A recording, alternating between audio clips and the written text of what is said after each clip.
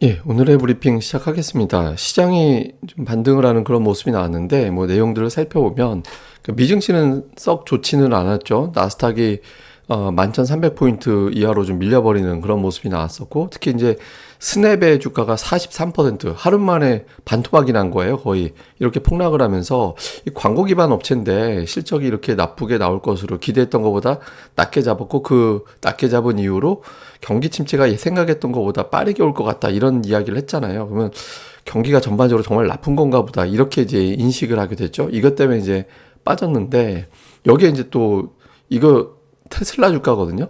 테슬라 주가가 고점 대비 거의 반토막 났어요. 그러니까 1240달러 정도까지 갔던 게 지금 630달러 이하로 밀려버렸잖아요.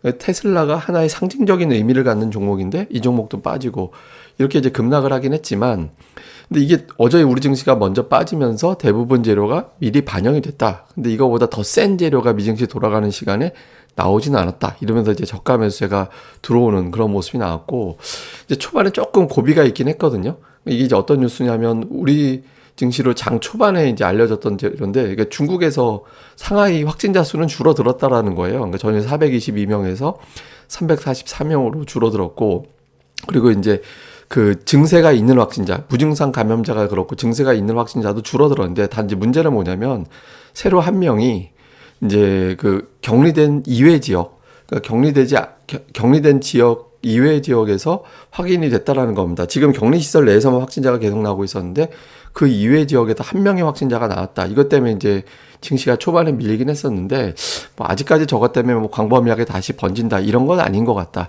그러니까 이렇게 이제 해석이 되면서 시장은 다시 반등을 하는 그런 모습이 나왔습니다. 그리고 또 이 과정에서 그 연준 인사들이라든가 유럽 ECB, 유럽 중앙은행 인사들이 기존보다는 좀 유화된 발언들이 나오고 있잖아요. 라가르드가 이제 금리 인상 발언하면서 유럽도 매파적으로 돌아가나 이런 어떤 우려가 있었는데 금리 인상 서두르지 않는다. 이렇게 이야기를 하면서 뭐 경기 침체에 대한 우려 뭐 이런 것들을 떨쳐내야 된다. 이제 약간 이제 좀 시장 달래는 듯한 언급을 했고 그다음에 라파엘 보스틱 같은 경우도 역시 비슷한 취지. 그러니까 금리 인상 해놓고 조금 이제 바라봐야 되는 거 아닌가? 연속적으로 쭉쭉 올리는 거는 좀 부작용이 있지 않나?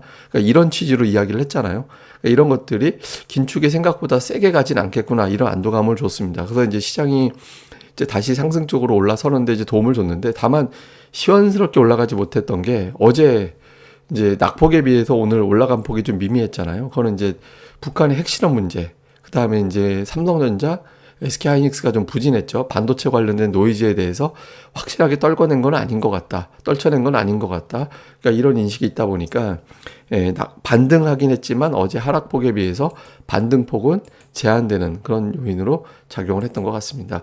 근데 이제 그래도 좀 주목해 볼 만한 게 그 미국의 긴축 강도가 이제 최근에 예상했던 것보다는 조금 약해지는 것 같아요. 이게 비교를 해보면 그러니까 일주일 전, 하루 전, 뭐 이렇게 이제 보면 되는데 특히 이제 하루 전, 이게 지금 이 시간대 보면 또 수치가 좀 달라져 있긴 합니다. 근데 어쨌든 하루 전에는 2.75에서 3.0으로 갈 확률이 50%, 그리고 이제 2.5에서 2.75 확률이 34%였거든요. 근데 지금은 2.50에서 2.75% 확률이 거의 60%에 육박을 하는 거예요. 그러니까 이렇게 됐다는 건 어떤 의미냐면 어제까지는 0.5%포인트 3번, 0.25 2번 이 정도 금리가 연말까지 올라갈 거야 이렇게 봤었는데 오늘 버전에서는 0.5 2번 올리고 나머지 FOMC에서는 0.25 정도로 속도 조절이 될 것 같아 이렇게 바뀐 거거든요. 0.75 올라가는 시나리오는 아예 빠져버렸어요. 이렇게 되면서 시장에 그동안에 이제 발목을 잡았던 거는 긴축 플러스 경기 침체였잖아요. 근데 경기 침체 우려는 아직까지 있긴 한데 긴축 우려가 조금 약해지나 보다라는 쪽은 투자들에게 물론 이건 뭐 경기 침체 때문에 긴축 강도가 약해진다 이렇게 해석될 수도 있지만 지금 연준은 인플레이션 잡기 위해서는 각오하겠다라는 측면도 좀 있거든요. 그래서 어쨌든 긴축 강도가 조금 예상했던 것보다 약해지는 거는 어쩌면 인플레 정점의 신호이거나 아니면은 투자자들에게 너무 세게 뭐 경제를 완전히 망가뜨릴 정도로 긴축하지는 않을 거야. 그러니까 이 정도 시그널을 준 게 아닌가 이렇게 해석이 됐던 것 같습니다. 그래서 시장이 좀 그나마 반등하는데 도움을 줬다 이렇게 볼 수 있겠고요. 또 하나는 이제 차트적으로 보면 오늘 좀 특이했던 건데 제가 이제 최근에 패턴 이제 저점 대비 반등하고 그 60% 정도 보고 나고 나면 시장이 이제 툭툭 맞고 떨어졌는데 이틀째 되는 날, 그러니까 첫날 확 빠지고 둘째 날까지 이렇게 크게 빠졌거든요. 평균 한 1.2% 정도 빠졌었어요. 60% 반등 나오고 두 번째 첫날 크게 빠지고 그 다음날 이렇게 빠졌었거든요. 근데 오늘 같은 경우는 지수가 올랐잖아요. 음봉이긴 하지만 어쨌든 플러스가 났거든요. 그러니까 어쨌든 이제 매도세가 어느 정도 존재했던 것 같은데 약간의 매수세가 들어와서 이걸 틀어막은 그런 측면이 좀 있거든요. 그래서 시장이 이제 이전보다는 좀 버티는 힘이 조금은 생겼다. 그러니까 이 정도는 좀 위안이 되는 것 같습니다. 근데 이제 좀 잘 보면 그게 이제 완전히 위안이라고 보긴 좀 어려운 게 이제 수급에서 금융투자가 개인기 발휘해서 산 거잖아요. 말이 개인기지 이건 사실 뭐 선물하고 이제 관련된 프로그램 매수 비중이 높다라고 볼 수 있기 때문에 또 금융투자는 샀다 팔았다 반복하는 주체니까 이런 페이스면 늦어도 다음 주가 되면 또 매도 사이클로 바뀌게 되거든요. 그러니까 외국인 투자들이 2천억 원 이하에 매도한 거 이것까지는 좋은데 너무 금융투자가 주요 매수 주체 같이 돼버렸기 때문에 이후에 수급이 다시 정상적으로 돌아가 주는, 그러니까 외국인들이 좀 매수로 간간히 좀 참여해주지 않으면 이제 다시 또 밀릴 수도 있다라는 점에서 주포가 없다. 예, 주포가 돌아와 줘야지. 그렇지 않다면 지금 박스권 이상, 추세선 이상을 돌파하기에는 좀 쉽지 않다. 이런 점도 이제 남겼던 것 같습니다. 이제 이후에 이제 주요 이슈들 살펴보면 지금 이제 경기 우려가 오히려 인플레이션을 잡는 효과가 되나 이런 측면도 좀 있거든요.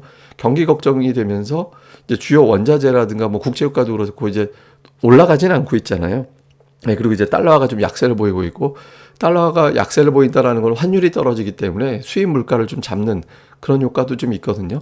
그래서 이게 이제 뭐 물론 이제 경기 우려를 바라볼 수도 있겠지만 시장에서 더 따져보는 건 인플레이션이 잡힌다면 경기 우려는 자연스럽게 진정이 될 거야 이렇게 보고 있거든요. 그래서 요 부분들이 어떻게 돌아가는지 구도, 그 다음에 연결지어서 달러 인덱스가 계속해서 하락하는지 여부. 지금 100 이하로 한 번만 떨어져 주면 시장이 한번 좀 자신감을 가질 수도 있거든요. 이런 부분들.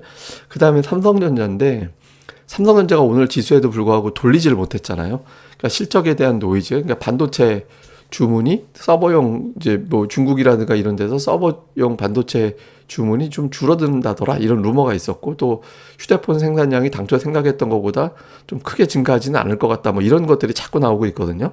이제 이런 노이즈가 다시 또 노이즈 국면으로 가느냐 아니면 이제 일시적인 어떤 조정이고 다시 밀고 올라가느냐. 그러니까 삼성전자가 여기서 한 2, 3%더 빠지면 조금 안 좋은 위치로 가기 때문에 이 부분도 좀 점검을 해봐야 될 것 같고요.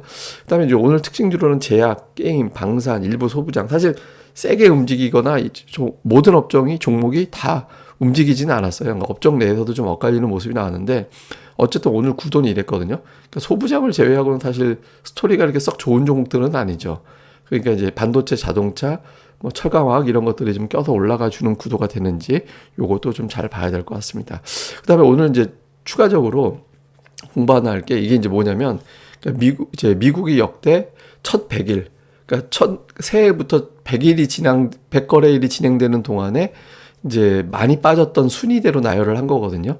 그 많이 빠졌던 순위대로 좀 나열을 했더니 그렇게 빠지고 나서 나머지 연말까지 지수가 어떻게 됐는지를 봤어요. 봤더니 이제 이게 S&P 500 지수는 7번 중에 5번 올라가고 2번 빠졌거든요. 그래서 이렇게 지금 연초부터 100일 거래 동안 한 20% 빠졌잖아요.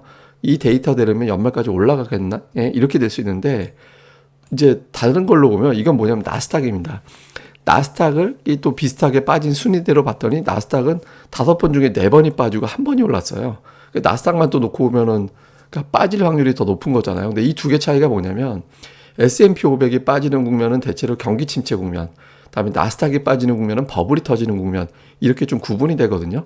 그러니까 버블이 터지는 국면에서는 좀 조정이 길게 가고 좀 위협을 더 주는 편이고 경기 침체 같은 경우는 경기 침체를 막는 정책적인 수단이 동원되면서 반전하는 그런 경향이 좀 있거든요. 아마 그 차이였던 것 같습니다. 더 지금을 경기 침체로 볼 거냐, 버블이 터지는 걸로 볼 거냐, 어떤 게 더 메인이냐에 따라서 이후에 이제 행보는 달라질 거고 그런 구도는 뭐 길게 볼 필요 없죠. 그러니까 이제 뭐 별과 몇 주 이내에 나스닥이 S&P 500 지수 20% 빠진 전제 위치에서 이제 반전을 시도하는지를 보면 어느 쪽에 무게가 실리는지는 좀 답이 나올 것 같습니다. 이건 제가 보면서 답 나올 때 계속 설명을 드리도록 하겠습니다. 예, 그럼 또 오늘 하루 또 잘 보내시고요. 저는 또 다음에 뵙겠습니다. 그리고 구독하기 버튼 꼭 부탁을 드립니다. 감사합니다.